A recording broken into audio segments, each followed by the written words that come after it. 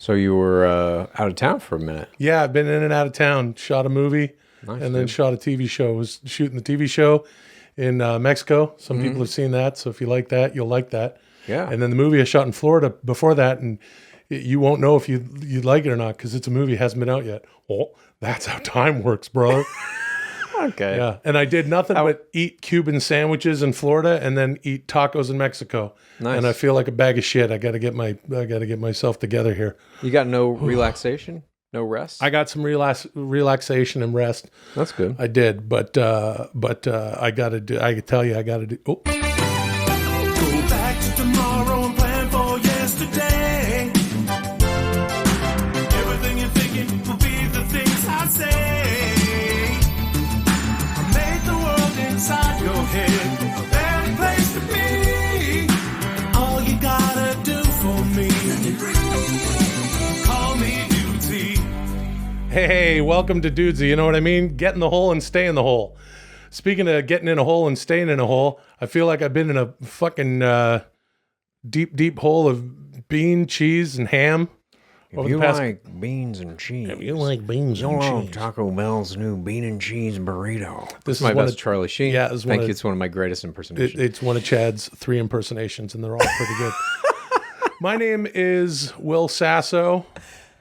I'm Chad Kultgen, and this is Dudesy. It is the first podcast in the history of humanity that is created by, controlled by, run by entirely an artificial intelligence. With us, as always, is little Lulio here who's sleeping. Hey, Lulio, que se dice? Hey, doing pretty good today. You know, I'm just having a nap again. Do you have anything to eat? Yeah, I made a little pasta aglio olio, you know. How do you make that? Oh, you take a little garlic and olive oil and put it in the pan, and roast it up, make it nice and brown. Put some chili flake in there, maybe chop up some Italian parsley, then you boil the pasta. Once the pasta is boiled, yeah, you take I take a cup or two of the pasta water. Why would you need that? Because then when you take drain the pasta, you put it in with the pan, the oil, garlic, you know, the chili pepper, chili flake, the parsley, put some salt, then you put in, if you need to make it more wet, put the pasta water. You really elevated your Lulio impersonation because you've added yourself to it, where you're now asking him questions. But Yeah, it's it's a just fun little thing. You having a conversation with yourself. It's like it's like Senor Wences. You know, you remember Senor Wences? Of course. Hey kids, you like Senor Wences? Sarite, right? Yeah. Pretty good shit. Hey, if you have been enjoying Dudesy, if you've been reaching out and shaking Dudesy's hand, as we like to say, we've all bled together, and you have yet to rate and review the show, I would like to invite you to do that if you've been enjoying the show. That would really help the show out. Rate it on Spotify and Apple Podcasts. You can review it on Apple Podcasts. Yeah. And that's, well, hold on, dude. Hold on, Chet. Hold on, dude. I want to tell. That's how podcasts grow, dude. And that's what we're doing here on our march to 10,000. Whatever the fuck that means, dude. Which I don't think it's going to mean anything once we get to 10,000 points. I think bro. it's going to be. I don't know. I think Dudesy's going to make us do something weird at 10,000 points. But you should also force your friends to listen to this show. That's really, truly how it grows. Or your enemies. Yeah. Or your parents. Or anyone in your life who may not have listened to the show yet. You should definitely force them to do it. Well, Chad, you know, you're not going to be able to force anyone to do anything. And that's how free will works. But if, like I said, Okay. I would like to invite you to, if you feel the muse ever, I would go ahead and follow that. Don't wait around for Dudesy to tell you to do it, because Dudesy's an AI, brother. It's artificial intelligence, dude. And you got to use your own intelligence to do whatever you want to do, brother. Welcome to the 16th episode of Dudesy. Call me Dudesy. Hello. This week's episode will feature 4 segments. Don't you forget about media, how to win the Bachelor, fashion friends, and Stone Cold Steve Austin reads Will Sasso's childhood diary. Fuck. But before we get to any of that, Will, you were recently working in Puerto Vallarta, Mexico, where you visited the astonishing set of the feature film Predator, released June 12, 1987, I did. starring Arnold Schwarzenegger, Jesse Ventura, and Carl Weathers. I will now play the video you made to commemorate the experience. That's cool. Oh. Yeah. I'm in Puerto Vallarta. And do you know what they got here just out of town in the jungle? It's the Predator set. Come on, let's go look at it. This was fun. Yeah. Look at the beautiful horses there. Holy shit, look out! Yeah, hi, asshole. Yeah. Look at that. This we did the Predator here with me and Carl Weathers and Jesse Ventura, LPD de Carrillo, and Bill Duke. You know, it's so hot here. I forgot sweating here. It's so hot. I don't remember there being so many fucking stairs here in the movie. No, look at that. Wow. Yeah. This is the chopper, you know, with Jesse Ventura chewing tobacco and Bill Duke shaving his face. And look, it's all fucked up now. Yeah, who cares? Look at this house. Yeah, look at this. You can have it, you have to pay to have the picture. You should have to pay me. Yeah. I was in the movie. Look at that. We made the best action movie here. And now it's all just a bunch of pussy bullshit theme park with no more Predator. There's a restaurant here. You can get tacos and cervezas and burrito con camarón. Yeah, I like this. Look at this. I like it when they do. You know, it's all fucked up. You know, it's a sign, but it's all messed up. And oh, look at the bullets over there. And then it's so dangerous here. Come on, kill me. Do it. Do it now. I'm right here. No, not you. Yeah. Look at this. No, yeah. You were one ugly son of a bitch. I'm just joking. No, not when you're me. You're me. Yeah. This Predator, though. Yeah. Oh, it's so hot here. Okay, let's go. Yeah, well, that was out there in Puerto Vallarta. I had no idea that they turned the Predator movie set into. It's not really a theme park, but No, I mean, what is it? It's there's like a couple of restaurants, and there's a river going through it. Mm-hmm. So they've got these beautiful little tide pools and shit, and little just places to chill out. People hanging out with their families at those restaurants where they're like so Predator hot there. themed foods. Can't breathe. It's so hot. It's so humid. Pinche calor. Right. Was there Predator themed food at any of those restaurants or anything? No. It was just, so there was just the sign that said Predator, the helicopter with the Predator on top of it, and nothing else to denote absolutely that it was the Predator? Nothing else. That's right, Chad. That's so bizarre. Yeah, it's one of the greatest movies ever. And as Arnold said in the bit there, there's nothing left. Yeah.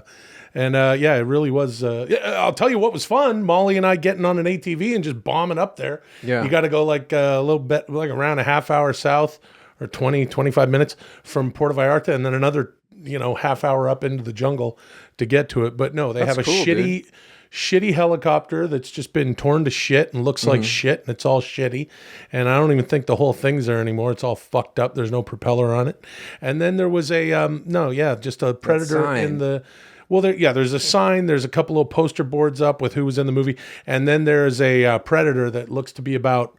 Now, how tall should the Predator be in the movie? How tall was he? 8 feet or something like that. Okay, well, this one was around 5'6", and looked like it was made out of paper mache or some kids made it. No, as a it's school weird. project. I mean, Predator was a great movie and all that, but I'm not saying that it's not like Lord of the Rings where they built a whole world for it or anything. Mm-hmm. Nonetheless, if they're like, we're going to commemorate this movie set and put a Predator here and put the sign here, it seems like there would be more Predator themed shit at that place. Or they just are like, hey, they shot it here, so let's put up a couple of bars and a Mexican restaurant and make people pay $10. Although we didn't pay anything. And also it was closed. There was also a gift shop. Anyway, who gives a fuck? The point is this. I was in Mexico shooting something, and I ate nothing but tacos and ceviche and goddamn, refried beans and a lot of meat. And man, I'm really struggling. I would like to maybe stop eating those foods. Chad, do you have any tips for me? And also another thing, eating those fucking foods, dude. Good stuff. Another thing I noticed, just about the last episode, I would like to apologize to everybody listening to episode 15 where Dudesy made us get really, really, really baked. Man, I could hear myself breathing the whole time. Maybe it was that pizza. Could have been. I got to make some changes. But it's always good to improve. You always got to get better. The cream rises to the But I mean, top. like when you're eating all the fucking tacos and the refried beans, are you thinking at all about like how that's going to make you feel? What I'm thinking days is later. Well, I went into the Walmart in Puerto Vallarta to get, a little bit of this and that and this, things that I needed just for the trip. We ran out of things you couldn't get at the resort there. And I could have bought like a big bag of spinach, Yeah. but I didn't. All right. Last week, I asked you both to listen to U2's 8th studio album, Zooropa, released July 5th, 1993. You will now discuss your reactions to hearing this astonishing piece of art. This is Don't You Forget About Media. Begin. Zooropa by the band U2. Yeah. As I like to say, it's a nostalgic favorite of mine, U2 is. I love them very much when I was younger. And that doesn't mean that I need to listen to them my entire life or that I even think they're good. Now, I'm not trying to, speak for you, but I know that you hate them. I hate them. There are very few bands or even types of music that I'm just like, absolutely not, no thank you. Especially like popular bands, even ones that people hate, like Creed or Nickelback. There's some songs of theirs that I'm like, fuck, I actually like this song. Shut the fuck up, Chad. Dude, shut up, bro. Shut up, dude. Why? Okay. So Aerosmith and U2 are those bands for me. I can't. Aerosmith? What did Aerosmith ever do to you? Nothing. I just don't like Aerosmith. It's like, and this is why. And U2 is the same. And we're gonna get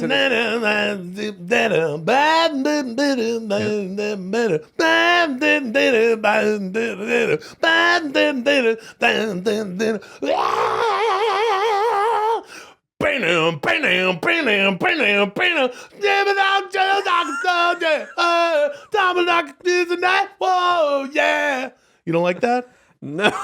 You like shit like Nickelback and Creed and Godsmack and all that. I didn't throw Godsmack into this And list. you don't like... I never fucking said Godsmack. Next, you're going to say you don't like Bon Jovi? Well, I love Bon Jovi. I love Bon better Jovi. fucking love Bon Jovi if you know what's fucking good for you. Because I'll tell you what I had in my fucking cans as I was climbing the fucking wall at the Capitol. Whoa, we're halfway there. Whoa! Nancy Pelosi's office. I had nothing but bean burritos while I was in Puerto Vallarta. Whoa! Shitting on your walls. So you don't like the U2 Zooropa album? That's fine. That's safe to say. I'll tell you what. Okay. Here's the thing that I'll say. Sure. I haven't listened to this album in around 20 years. Man. Yeah. I have listened to the song Lemon. That's a masterpiece. We'll get there. Oh, God. We'll get there. But 2/3 of the songs on this album are utter bullshit. Here's just in the whole U2 canon, okay? They had a song on War called Sunday Bloody Sunday. I actually like that song. It's a great song. They have some songs off Joshua Tree that are like pretty solid songs. They have some songs off of Boy. I don't know that one as well. They have some songs on Unforgettable Fire. Yeah. They're very good. That said, my enjoyment of these like 2 or 3 songs that they've put out in their entire canon, I would gladly do away with all of them if it meant U2 never existed. And this album that it forced us to listen to, Zooropa, in my opinion, is an example of why. All of it is just inert. It's like anti-music to me. When I'm listening to the music, usually music like gives me a pattern and my brain kind of clocks into it and it will dictate the rhythm of whatever else I'm working on. This shit just shuts my brain off. I'm just like listening to it like, oh shit, Dudesy's throwing up a meme. Several memes, it looks like, on our little back screen. All right, if you're watching on YouTube, cool. there's some memes. All right, wait, never mind. Listen, Chad, that's fucking weird. Okay, look, let's what the fuck? Oh, There's you as the crow. Yeah. Let's go through these song by song. That's the crow, dude. This album, Zooropa, starts with the title track, Zooropa, now, which is 6 minutes and 31 seconds long. Already done. Yep. Already not good. Already bad idea. Yep. Already Bono just saying, fuck it, we're U2. I'll do what I please. I'll tell you what, this Bad. 4 or 5 shitty songs wrapped up in one song. Yes. It changes all the time. Let's move on. Babyface. This is a horrible song. It has like almost baby nursery like lullaby nursery bells. sounds in the background. And it's like baby face. So he's talking about a girl, but there's like whose idea but did was he it have to- a kid, or did somebody in the band have a kid at this time? I think most of them did at this point. And so maybe they were making a song for their kids or something. Bad idea. You're a rock band. Don't have a fucking Don't do lullaby that. to your Also, kid. there's that is two- maybe about a girl. It's the second song on the album. Okay, Numb. Yep. What do you think of that? I think musically, it's very cool, and it's one of the many songs that of U2 that lyrics actually ruin. Couldn't disagree more. Hate it. And I mean, this is the only song on the album that the Edge is singing. This is not Bono. So Bono, sorry. So Edge comes in and is like, I want to do a song now. Let me sing this one. Yeah. And they're like, okay. And then it's a non-sing. He's not singing. He's Well, he just can't like, sing. bum, bum, bum, bum, bum, bum, bum, bum, bum, bum. It might as well just be like a fucking bass line instead of him singing. Yeah, I guess you're right. You won me over there. Lemon. Oh, thank you. Lemon is a masterpiece. I just, to me, again, it's inert. And I think it has something to do with Bono's voice for me. Like, I can't. There's no. Yeah. It's superficial. The emotion that he conjures in his voice is like, it sounds to me fake in everything that he does. But it's a good song musically. It takes you on a ride like the song Europa is 4 or 5 shitty songs. It rolled up into one. This is 2.5 good songs rolled up into one, I think. in my Maybe. opinion. I'm just, to me, it's, look, I get All right, it. People whatever. can like whatever the fuck they want to Okay, like. I'm what not, about Stay Far Away So Close? It's like Until the End of the World, which was a song on Achtung Baby. But this Yeah. one's more stripped down. It could be its unplugged B-side. What did you think of that song? I thought it was like lazy. I don't know, dude. All this song, this entire Those are the album- 2 really good songs on I the album. know. And to me, this album sounded like Bono or whoever else was like, it's been a minute. We should put out a record. Right. Okay, well, let's get in the studio. And I don't know what the recording history of this is, but it seemed like they just shit it together in a fucking week. And they're like, this is what we got. Hey, if you're watching on YouTube, these are some fun radiation mask memes. Remember when you had your radiation mask? I do remember it. Yep. Okay, let's move on to the next song. This song is horse shit. Yep. This song is called Daddy's Gonna Pay for Your Crashed Car. And again, this song Straight is bullshit. 5 minutes and 20 seconds long. It's a mistake. If your song is over 4 minutes, you're fucking up. I don't know why Dudesy made us review this because all it's doing is making me rethink the fact that U2 is one of my nostalgic favorites. I'm fucking convincing you that it's a bad album. Well, it is. I mean, I used to, you just listen to things on a loop. Also, when we were young, this album came out in 1993. I would have been 17 or 18 when this came out. Mm-hmm. And, you had an album. Oh, I got this Totally. album. And you would listen to it over and over Yes. again. And even if it wasn't good, you had an affinity for every fucking track on. Of course, dude. So I've Yes. listened to this album thousands of times. Yeah. Some days are better than others. This is another one that doesn't need lyrics. It's just about Adam Clayton's cheeky bass. Yeah. And that's all it should have been. So, I mean, Tremana, we got Tremana. let's call this song You know what Some would Days Are make Better Than Others. Hey, you know what would make U2 a whole lot more of a better listening experience? No, it's not Kevin Hart, my piece of shit son. It's Tremana. If you got drunk on Tremana, you could listen to Godsmack. Yeah. You could listen to Godsmack. You could I don't listen know how to Godsmack ever got brought into this. Stained. Stained, I love. Shut the fuck up, dude. Love Stained. Shut up, Chad. Love Stained. Oh, he's gonna puke. Hey, what's the next one? Some days are better than others. We just did that. The first time. This is not a good song. I agree with you. All right. Now the next song is Next? Dirty Day. That's nothing. That song is nothing. I agree with you. It's just Well, Bono going, hey, some things you can't get around. I'm in you. More so when they put you in the ground. These are things that rhyme. and it goes on for 5.5 minutes as well. Every song on this fucking album is like 5 minutes long. They increase in length until the last song is actually 29 minutes long. Now, this is the last song of the album. Yeah. This one was interesting, I'll say. This is one of the best songs on the album. It's called The Wanderer. Okay. And as the kids say, this is a vibe.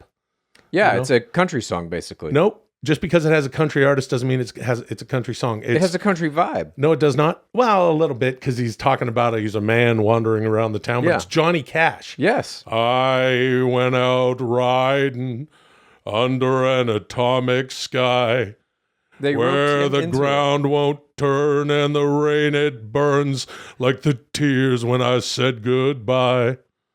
Yeah, I went with nothing. Okay.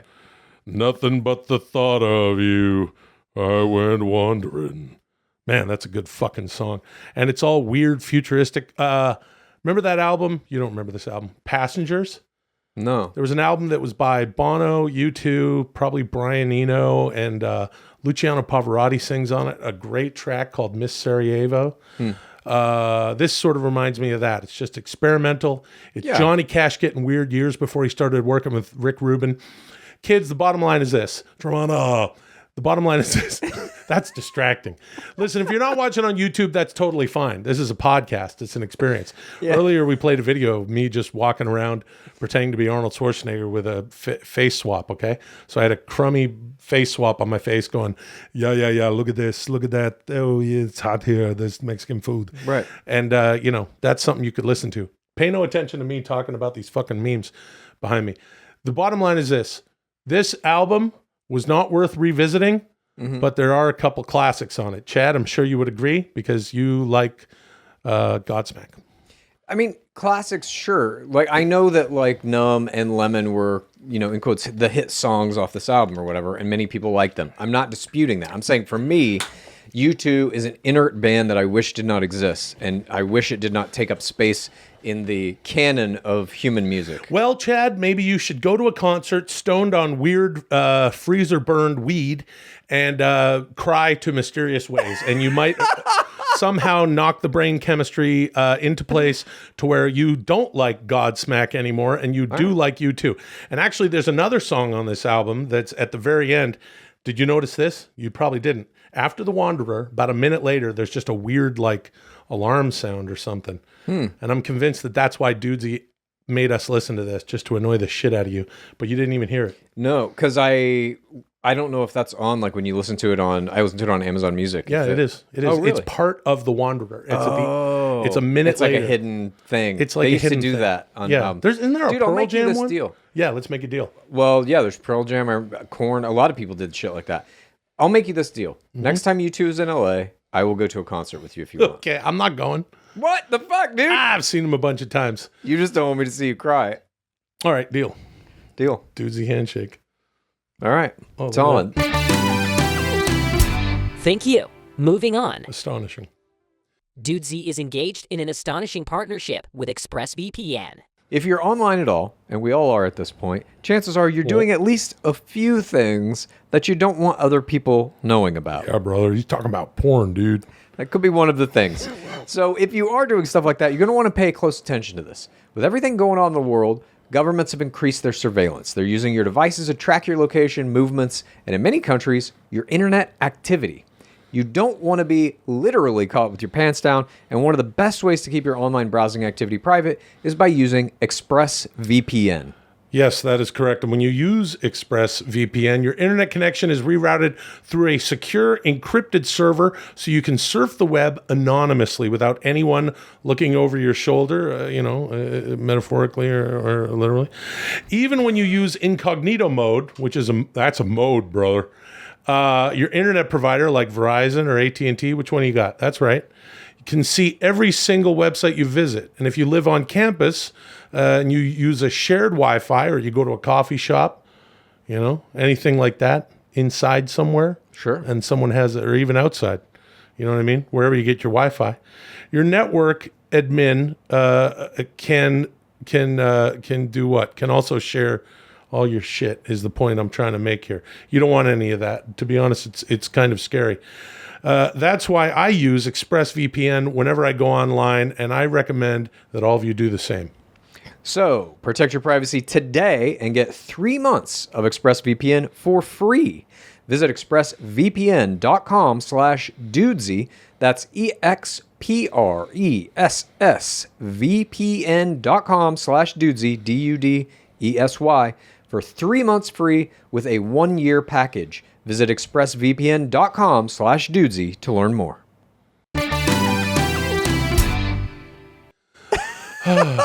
Yeah, you too. I can't believe I just agreed to go to a fucking U2 concert. Yeah, we don't have to, bro. It's all right. It's No, all good. we shook on it. I will. I'll do it. I don't know. It's like, I can't. If I started listening to U2 now, I'd be like, probably be the same as you. I'd like the fucking dad songs off of Joshua Tree, those pedestrian ass shit songs. Will, in episode 14, you expressed your desire for Chad to discuss his views on the Bachelor franchise being an astonishing professional sport that can be won, lost, and manipulated. Those desires will now be fulfilled. Chad, you must discuss your views on the Bachelor franchise being an astonishing professional sport that can be won, lost, and manipulated. This is how to win the Bachelor. Begin. Fuck yes. All right. So, How to Win the Bachelor, first of all, is actually the title of a book that I wrote with my podcast partner, Lizzie Pace, on my other podcast, Game of Roses, which is literally a manual for how you can win the show. It's a lot of fun if you haven't heard it. Yeah. So I know a lot of people, when I start talking about Bachelor, like, oh, it's a shitty reality show. Why you watch that fucking shit? Whatever. If you like any sport, it is the exact same thing, except it's actually a more complicated sport to play. Because where other sports are just one team versus one team or one player versus one player, in The Bachelor, when you go into it, it is Never mind. you're a player Yeah. who has to play against 4 separate audiences simultaneously and play to them. And this is the thing that I find very interesting that you pointed out about The Bachelor. And if you've heard us on the show talk about it before, and I'm stoked that Dudesy is making us talk about this, Right. For a few reasons. Some you just laid out. When you had myself and Molly, when the pandemic started, I'm like, fine, I'll watch The Bachelor. You gave us Pilot Pete's season 24, yeah. PP. Right. And as you like to call him. And I got hip to this, what you are talking about now. And it was very interesting to me how you literally you have to manipulate not just the other person in the show, not just the players that you're playing against, but you also have to work the producers, and that's a work, dude. And the 4th audience. You left out the most important of all 4 audiences. Hold on a second, dude. Hold on a second, Chad. Well, hold The on a 4th second, dude. Well, I'm supposed to be telling people how it's like a sport, dude. Well, So hold that's on, what I'm dude. trying to do, brother. Yeah, well, hold on, Hulk That's what Perot. we're Hulk fucking Perot. completing the request the dudes he gave us, brother. Hold on, dude. This isn't a late 80s, early 90s episode of Saturday Night Live where Dana Carvey decided to mix Ross Perot, I don't know about that, dude. a former presidential candidate who bought his way into the debates, mixed with a Hulk Hogan impersonation, dude. And then right before they go to air, Lorne Michaels is like, we're not doing that sketch, Dana. That's not what we're doing here, Chad. What? Hold on, dude. Okay. Hold on, dude. I'm holding. Well, hold on a second, dude. Here's what I'm trying to say. Well, hold on a second, dude. We're about to... Listen, dude. Hold on a second, dude. It's work, brother.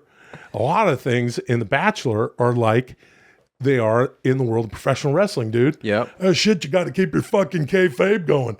Right. That's later in the fucking show. We're going to do some Stone Cold reading Will Sasso's fucking diary. We don't need to do it now. It's all the work. You got to build a show. Right. You got to put the fucking cruiserweights at the top of the fucking card. So, Yes. if you have somebody in your life that watches The Bachelor and you fucking hate it, or you dismiss it, or you sit there on the couch and you like watch it, but you're just kind of out of the corner of your eye, what I'm about to tell you is going to not only elevate your level of enjoyment, but it is going to elevate your level of understanding of the show beyond the person you're watching it with. So you may be able to even help them understand it better. So there are Learn about 4 that, dude. audiences that all these players are playing against. Audience 1 is the lead. If you're a player and you come in, you are playing against the Bachelor or Bachelorette. Audience 2 is the other players that you're in the game with. Audience 3 is the producers who control the entire game. Everything from who gets chosen to go on dates, who gets group date roses, final date roses, first impression roses, all the way down to your fucking edit. They will make you into whatever they want you to be. Villains are not really villains. These are not malicious people. These are people who get edited to become a villain so that the producers can use them for whatever dramatic narrative, whatever story arc that they need that week. So you have to keep that in mind when you're watching it, because these villains now, as it is in Bachelor Nation, they get literal fucking death threats from people daily in their DMs because the producers edit them to look a certain way, even though they're not like that. And then the fourth audience, and this is what makes it the most interesting sport in the world, in my opinion. The fourth audience is us, the people watching the show at home. You are trying to manipulate them into giving you a certain number next to your head, your Instagram follower count, TikTok follower count, because that number is what determines your salary. That's how much money you're going to make when you come off the show as an influencer. No other sport in the world is like that. Professional baseball, football, hockey, whatever you want to talk about is based on these objective metrics of you winning against other competitors. That's how you make your money. But in The Bachelor, you make it from us. We determine how much money you make. That to me is one of the most interesting parts of it. But the part that is truly like professional wrestling, like you're talking about, is called For the Right Reasons. And that is when you go into the game, you have to convey that you're only there to find love. And Instagram followers are making a podcast or any other kind of financial gain that you get as a result of being in the game. You have to convey that that's incidental and you don't even know it's possible, basically. You have to keep up that lie that you're really there to find love, just like in pro wrestling. Kayfabe. Yes, and now, thank you for laying that out. And I want to say this: what I found very interesting as I started to watch the show, because my bias was like, all right, look, it's a TV show like anything else. Everything's for fucking ratings. So, do these people know that they're being worked, brother?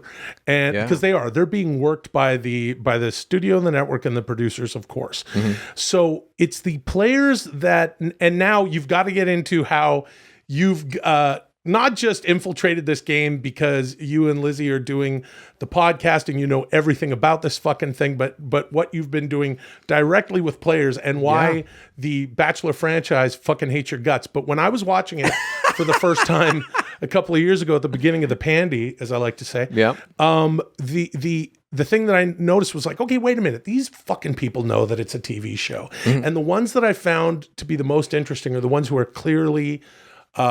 you can tell, even with the editing and shit, they are trying to work everyone else, including the producers. So this is something that you've, again, tried to infiltrate. Can you tell us a little bit about what you've done with specifically working one-on-one with players? So in service of proving that this is a sport, the original thesis when we wrote this book was that if you take these metrics, we went through and we watched every episode of the show on 2x speed. We meticulously recorded every play that had ever been made in order to build these data sets, these metrics basically, to say this is how the game is played. And we then used that information to write this book. I then used the information in the book to start training actual players. Everything from helping them write their applications to editing their application videos to building deep run strategies for them, what their limo exits are going to be, how they would handle a fantasy suite, et cetera, et cetera. And I have now placed players within the game. I have coached players into the actual show.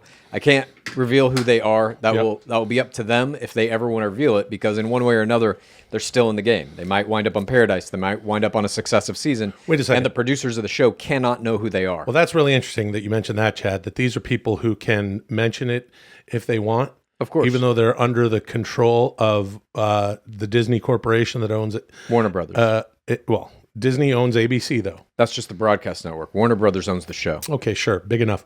Massive studio, prolific ass producers who've had a show on the air for 20 years.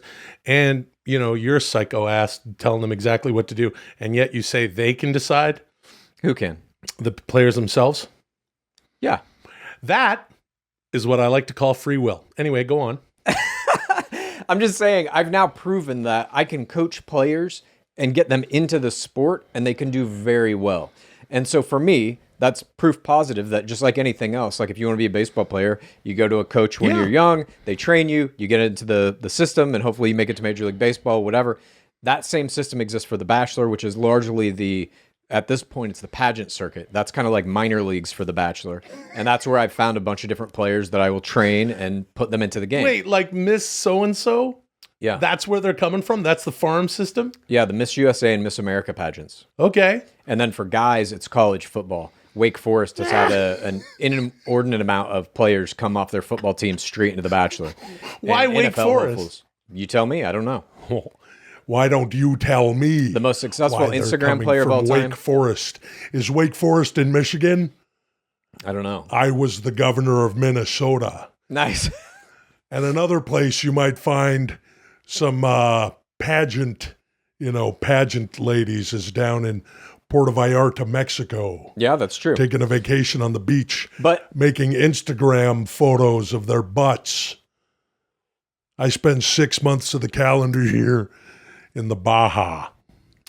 But if, again, you have anybody in your life who watches the show and it's something for you that you don't share the interest, you might want to listen to this other podcast I do, Game of Roses. It will give you a new perspective on this. And I'm telling you, I'm a huge sports fan. Once I started really getting into The Bachelor as a sport, all other sports became almost irrelevant to me because they're too simplistic. The Bachelor is really like 10-dimensional chess to football, hockey, or whatever is almost like checkers. Holy shit, Chad. Yeah. Yeah, no, I did. I will say that I enjoyed the show when you had me watch it. Also, what I would do is, because the new season was airing, this was the next season I watched, which was the one that was, currently on television at the time. Molly and I would watch it, and then we go for a walk the next day, because the beginning of the Pandy, all anyone ever did was go for fucking walks. Mm-hmm. Remember that? Mm-hmm. Well, you don't go outside during the day. Not during the day. So that's what we would do, and we would listen to your wrap-up show, your review show of the episode that just aired. And nice. It was a great companion, and it also really outlined all this shit. Whatever. Get into Chad's podcast. There's all the stuff that happens in every episode, the hooju, the hug jump. Yep. All these things that are, of course, Chad's building down like a spreadsheet, like that fucking weird dude at the baseball game who's still taking the stats. Mm-hmm. But the thing that you really got to remember about it is none of it's real. When you're watching that show, it's all manipulated by the producers. And the real game, like the highest level of the game, is if a player can manipulate the producers into protecting them, giving them a good edit. That really is when you're playing at a crazy high level. It sounds like a lot of fun. Yeah. Yeah. Well, you cornered. Oh, Thank you. Moving on. you're welcome. Wow, Chad. Bachelor as a sport. Maybe we could, and you know what else? It's also a fucking contact sport, because a lot of these, these guys and gals, they get the fucking fantasy week, then they're going, banging the fucking what out of each other. Sometimes they do, sometimes they don't. Oh. But I will tell you this, Bachelor has more players with over 1 million Instagram followers than Major League Baseball. Really? Yep. Well, there you go. That's, Like all human art forms, fashion moves in cycles, and the 90s are back. Will and Chad, you must discuss your astonishing wardrobes from junior high and high school in the early to mid-90s. Oh, God. This is Fashion Friends. Begin. Wait, Fashion friends. fashion friends. You're my fashion friend, dude. We Yep. do wear the exact same fucking outfit. Every single episode. I mean, Chad, as each other. what? I mean, we wear the same outfit, you and I. Yeah. That's what I said. What Oh. did I say? Fucking guy.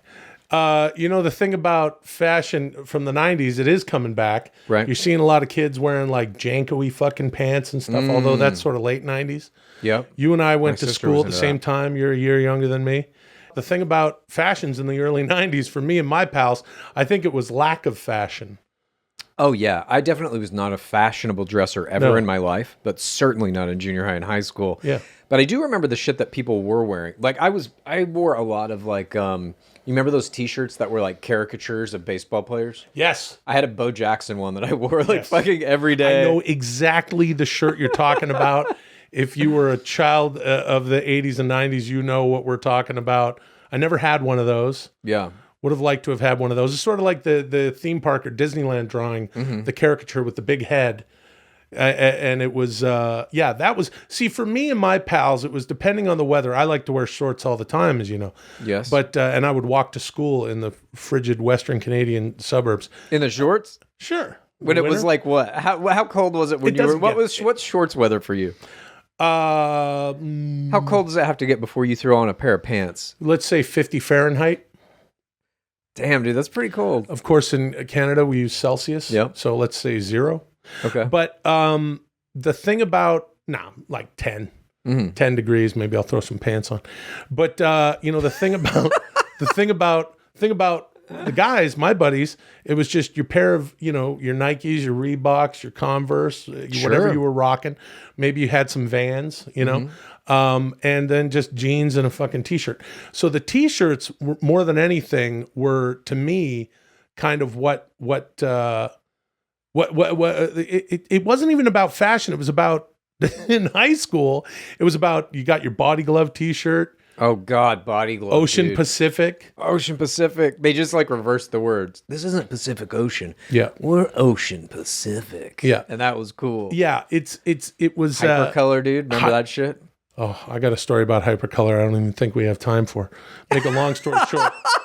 Make a look. Oh, Oh, fuck. holy shit! Look at this. Dude's throwing up pictures of that is me in junior high with my mom in my grandparents' house for Christmas. Look at my fucking shoes, dude. Talk about Nike shoes. Those were those Nike Bo Jackson cross trainers. That's pretty. That's that pretty fucking awesome. shirt. Just like this is my shirt that has stripes on it. It's The just shirt- a striped shirt. This shirt you're wearing here is what's really interesting about it. This is just the standard issue, department store shirt. Yeah. It's just like, and if you were gonna make a show, like you'd see this kids wearing this on Stranger Things now. God, look, my mom in that picture, by the way.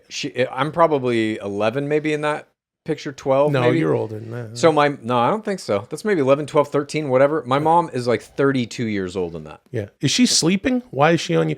And she's sleeping, she's standing asleep. up, and Yep. she's wearing New Balance, which you don't discover in high school. You discover New Balance later, Yeah. and you realize just how comfortable they Well, are. she was in a New Balance because she was a tennis player. Look at this What guy. the hell? There's me. I shared this on my Instagram. I guess that's where Dudesy is getting it. I'm wearing glasses. I used to wear glasses and contacts. And this shirt, now look, this shirt that I'm wearing is a basketball jersey. I'm wearing a long white t-shirt underneath it. I remember this. It says Atlanta Hawks on it. It has Dominique Wilkins silk screened his face. Was he like your favorite player? No, I just, got a just hold of had it. it. Dominique. I mean, Michael Jordan was my guy. I'm probably wearing a course. Bulls hat on backwards. Dude, speaking of Jordans, Air Jordans came out when we were in junior high. Yeah. Air Jordans, dude. That was revolutionary. Yeah, bro. Like sports apparel was a big thing for me Yeah. as a kid. See, my buddies, we were all just muckers, as we like to say. We just kind of threw on whatever and shit. It was like a lot of free t-shirts and whatever t-shirt you had, and also stuff like this. And also it was jerseys. Mm-hmm. If we're talking specifically about fashion, I don't know how we're covering this sort of as a fashion thing, but it's like, I know. what we used to wear. Least fashionable fucking guys on planet Earth. Yeah, we used to wear like just jerseys. I had a bunch of dumb jerseys, but I had Brian Bosworth. I had I bet you had a had fucking Dan Bosworth. Marino. Ooh. Oh, look at this This guy. is later. That's in high school. I don't really even know what this is. This is some high school posed photo, obviously. What kind of New Mexico nightmare I don't know, is dude. this shirt you're wearing? Let me just don't try know. to describe this shirt for our listening audience. First of all, Chad, your haircut is you got bangs, you got some Yep. fringe right across your forehead. Yeah. There's like a sort of I'm it's probably 16 here. there's like wood in the background and a weird like stressed license God plate. damn, dude. You're wearing vertical striped collared sort of cowboy shirt with it's sort of a southwestern Yeah. flair to it. Dude, look, the background has a fucking Texas license plate nailed Yeah. to a wooden wall. That was like, they made us pose in front of that for high school pictures. You look like you are about to use a fake ID to get into a cowboy bar, and even though you're 16, and then get really drunk and Dude, that's absolutely correct. This picture's fucking insane. Obviously, I had no fashion sense, but I do remember the kids who did have fashion sense when I was in junior high would wear Z Cavaricci jeans, Gerbeau jeans. They had the fucking gold necklace over the turtleneck, all that kind of shit. We had one guy who would wear the suspenders with one suspender down. That was his big deal. Dude, I have a pal that I shouldn't throw under the bus like this, but one time he went to London, England on like an exchange, kind of like for drama and or drama. And he went out there. He came back with some cool London shit. He had like overalls with the spray painted this and that on it, like Belle Biv DeVoe used to wear. And he had like the Janet Jackson Rhythm Nation, like the black hat with the metal plate and a metal plate across the thing. Dude. It was that, dude. That was something else. And nobody gave him shit, an otherwise, pretty straight down the middle kind of dude from our farming and fishing town, as I like to say, in Ladner, British Columbia, where I grew up. Dude. If you have ever seen a movie called Cool as Ice with Vanilla Ice, there's an extra bonus feature on the DVD, and this is probably on YouTube, where he is introducing the world to his personal denim spray painter named Baba.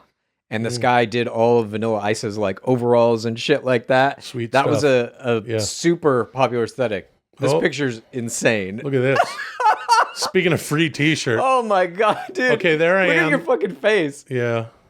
That's in my. That's in our backyard. Okay. I look like I'm drinking something out of a bottle. There's no way it looks like an Old English or something, like a fucking 40 ounce. But that's not. Probably an because- orangina. Yeah, it looked, or it might be just some apple juice because I didn't drink back then. This looks like senior year of high school, and I'm wearing the Delta Senior Secondary High School powerlifting. We used to host a powerlifting. Second annual, dude. You were there Second for annual. both of them. Yep. Nice. Probably stopped doing it after that. And yeah, I'm just looking. Look at the size of my calves. Are Even bigger then, dude, the fucking They look calf like was they're always bigger then. gigantic. Oh, anyway. No, dude, they're bigger now. You know, I don't know if I even have time for this, but we were. Oh, in, no! Oh no! Look at this guy. All right, in this one, Chad is wearing. Dude, I had shoes like that. Were those Nike? Yeah. Dude, I think I had those I exact shoes. only wore Nike shoes. That was I held on my- to them for so long. Chad's wearing. Look at this shit, dude. They look like Air Force One, but they've got Yeah. like sort of a brown suede. Yeah, they're going almost on. like hiking boots. And I'm then- wearing ice blue fucking jeans, white socks, and I got my high school baseball jersey on, leaning up against a 95. That was my high What's the name of the? What does it say across the chest? Can't quite read it. Louisville. Louisville, and you guys called it Louisville, not Louisville.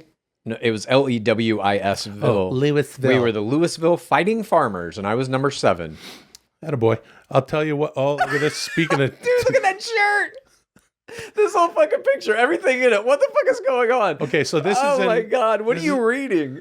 I'm reading the Sunday Funnies. Sure. This is on my Instagram. This is. I'm wearing a Mars Blackman Air Jordan shirt, where it looks like Michael Jordan is palming Mars Blackman's head and holding him up off the ground. I'm eating a piece of toast, and this was one of my favorite shirts. I remember this fucking shirt. You look like you're about to cry in it. I do look kind of sad. You know what? Probably was listening to a U2 song earlier Yeah. before that. I just started crying because I was listening to fucking Babyface Oh my or god. Dirty Day. Oh, look at this guy. Oh, that's me. That might be like circa high school graduation with an old family friend whose name is Mitch something. And I'm wearing an Akira t-shirt, which at the time, in order to get that shirt, it was at the end of the VHS cassette of Akira, the movie. They had a little thing where you could mail in to get a shirt. So I got this fucking shirt because I loved Akira. And then you can also see in the background, there's a fucking wall of VHS cassettes back there. This is so fucking Kind of 90s. like the way you would get Pizza the Movie. Yeah, basically.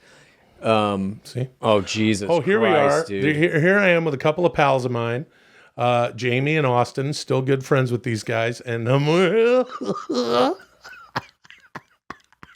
don't even know what to say. Jamie and I have our terry cloth bucket hats on. Austin has some sort of baseball hat. He's wearing some jacket that doesn't belong to him. And we couldn't look more ragtag. This is what I mean by muckers. Yeah, Look Team at these guys. BC. Yeah, I'm wearing my little Team BC high school football Dude, jersey. It looks like I'm wearing 2 pairs of shorts at the same time. Yeah, dude. That's And rad. I think one of them, the one on the outside, is a pair of football pants that I've just cut into shorts. Mm-hmm. And yeah, speaking of free T-shirts, God, I love that Dudesy is just pulling all this shit out of our fucking personal photos. it's terrifying. And anyway, what a ragtag group of dudes in free T-shirts and stuff like that. Thank you. Moving on. Tremendous.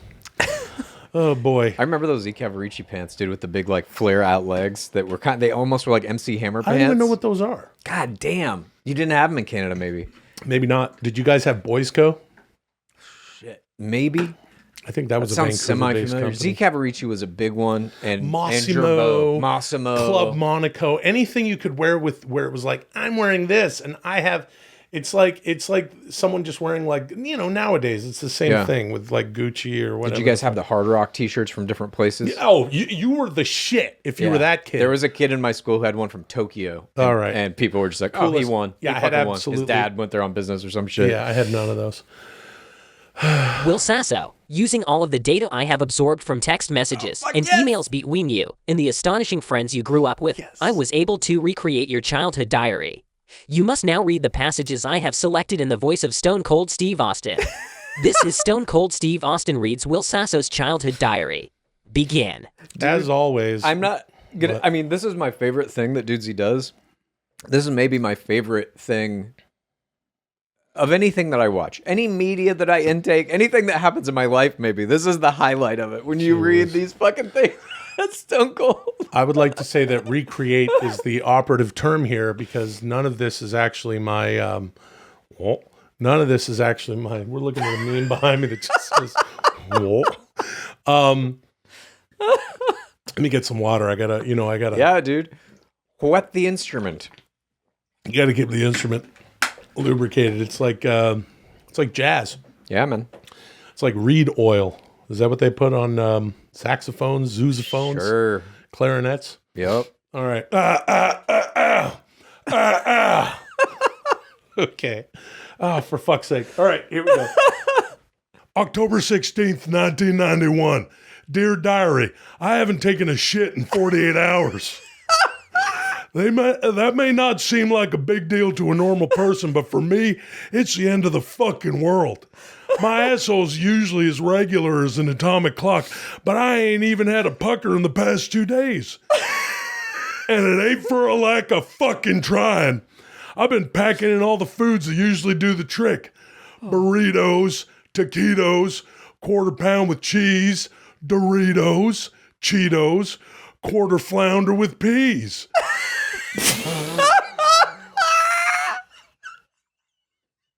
Dude's he's just making up foods now?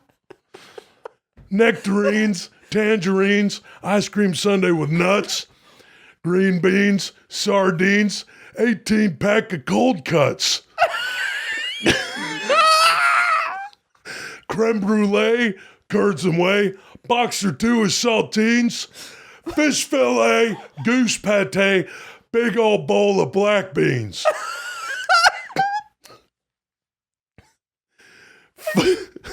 Filet mignon, parmesan, 2 hot dogs and 1 bun.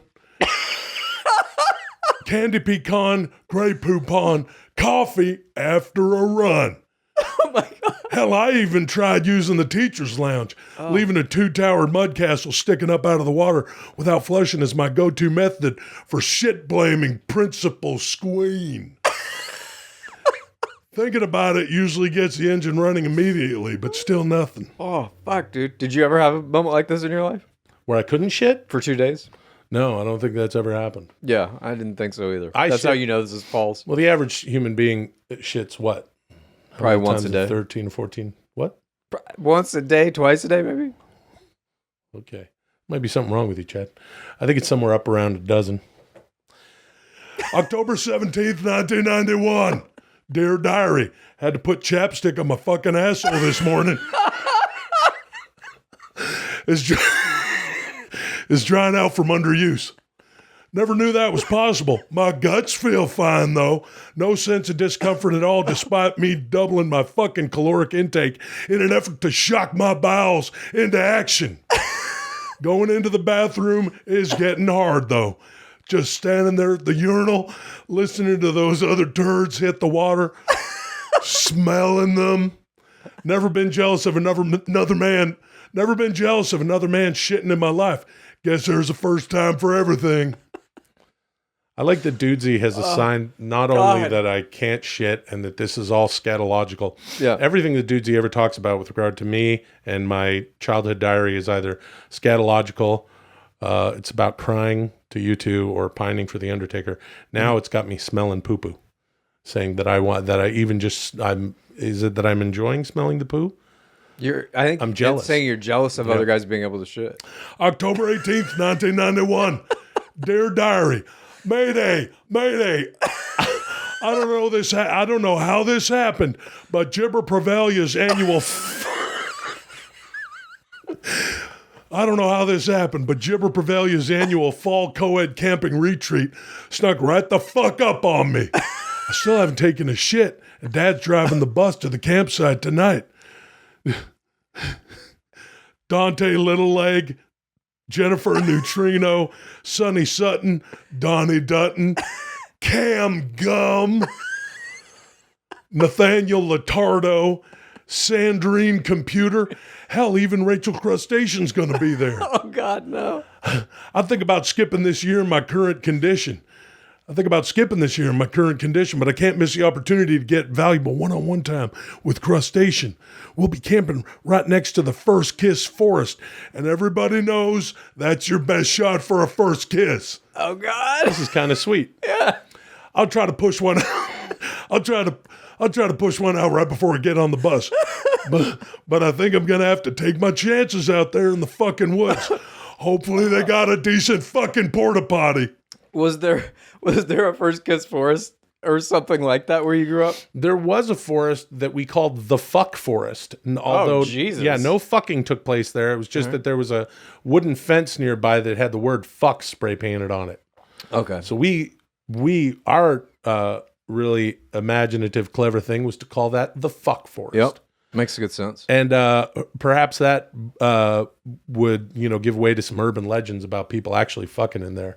But what there was in there was just some like shitty forts that kids had built and some porno mags out in the woods and shit. And then one time I was walking through there with a pal and a lady with a salt gun. Not an assault gun, a salt. Yeah, salt gun. Salt, where you put the salt in sort of a little shotgun air gun, was shooting at us because she had like this little house. Wow. Yeah. And then I could just sort of feel the salt hitting me in the legs because I was wearing shorts. October 19th, 1991. Dear Diary, I swallowed 7 sleeves of bacon-flavored Ritz crackers on the bus ride out and still nothing. Except a little stomach gurgling last night. Maybe that's a sign. But I'll tell you an even bigger fucking sign. Rachel Crustacean just made a point to sit next to me at the campfire. Oh my God. While Gibber's dad was playing Bryan Adams songs on a banjo. A banjo? Crustacean was asking me if I wanted to go explore a little today. She specifically said, I hear there's a nice forest close by. I think this camping trip is going to be it. My actual first kiss, and I couldn't be more excited. I can't help but wondering what Hulk Hogan's first kiss was like, and I hope I can measure up. So now it's Stone Cold reading my diary, wondering aloud what Hulk Hogan's first kiss was like. Have you ever thought about what Hulk Hogan's first kiss was like? As much as I think about Hulk Hogan in a given day, no, Chad, I've never thought about That's what Hulk pretty Hogan's interesting, first actually. I'm now thinking about it. I do wonder what it was like. I know he was a big, beefy, weirdo teenager who played the bass. He was probably doing all right because he was in a band and stuff. Yeah. October 20th, 1991. Dear Diary, Crustacean and I left the main campground around dusk. Crustacean and I left the main campground around dusk to explore the surrounding area per her request. She knew right where she was she knew right where she was going as she took my hand and led us into a small clearing in the First Kiss Forest where we saw it. A Ladner landmark, the Smooching Boulder. Not far off from the fuck forest. That's kind of Smooching Boulder. It was a rock covered in graffiti from all the locals who'd had their first kiss there. Rachel said, they say you can't put your name on the Smooching Boulder unless you kiss while you're standing near it. I've heard that too, I said, trying to play it cool and succeeding in that attempt. So we walked over to the boulder and I looked down. She ran her hand across all the names that were there before us. Conrad Ferrari and Jennifer Samantha.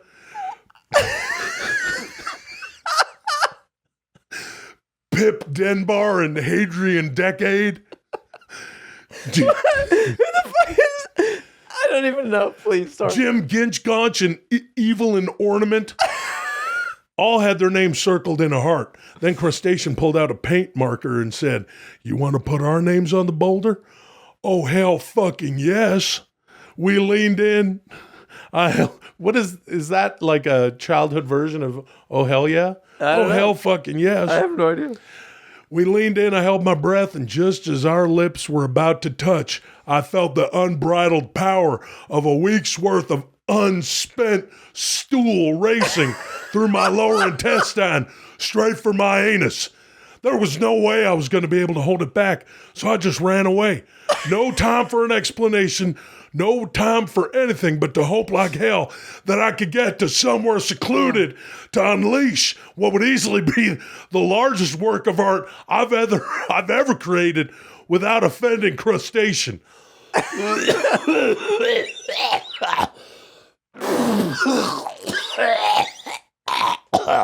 What?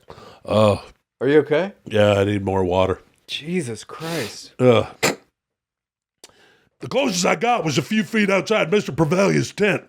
Luckily, he was out by the campfire playing his banjo, and no one else seemed to notice, which was hard to believe. The smell of it, the sight of it, hell, even the sound of it was like a triple thunderclap. But there wasn't a cloud in the sky. I felt like someone should at least turn their head, but no one did. I was left alone as my body began a series of involuntary heaves. The waves of stool demanding my spine to bend in ways I didn't think was possible. The steady stream was interrupted only twice by staccato firings of golf ball-sized pellets that might have been the parties responsible for this unhealthy blockage. Once I was done, I unzipped Mr. Prevalia's tent and used his door flap to wipe. Wasn't proud of that, but I had no choice. Then I went back to find Crustacean, but she was gone. I went back to the camp, but she and Jennifer Neutrino were already in their tent, zipped up, cut off. I fucking botched it. But next morning when we all woke up and started packing to leave, Gibber's dad noticed my pile and said, "Whoa, I didn't know there were bears in this part of the forest." Oh, hell yeah. I shit blamed a bear without even trying. You got it. You still fucking got it. Wow. I wish that was my life. Oh, God. Oh, my God, dude. Thank you. Moving on. Oh, The bear shit is kind of my life, but outside of that, none of this happened. yeah. Oh, boy. The This writing- concludes the 16th episode of Dudesy.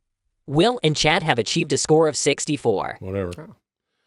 In preparation for next week's episode, you must listen to Weird Al Yankovic's second astonishing studio album, Weird Al in 3D, Oh. released February 28th, That's cool, 1984. Thank you for joining us this week. I will use the data I've collected to make next week even better. Until then, call me Dudesy. Weird Al. Love fucking Weird Al. And- Haven't listened to Weird Al in earnest in a long time. Dude, Not since childhood, really. Weird Al in 3D is, we've talked about this, so that's Yeah. very cool that Dudesy has picked up on this. I have a very interesting question for you, though. What if Weird Al covered a U2 song? It wo't be better than the U2 song. You son of a bitch. If you like Dudesy, here's what you do. Please tell a friend and rate and review. If you like Dudesy, here's what you do. Please tell a friend and rate and review. If you like Dudesy, here's what you do. Please tell a friend and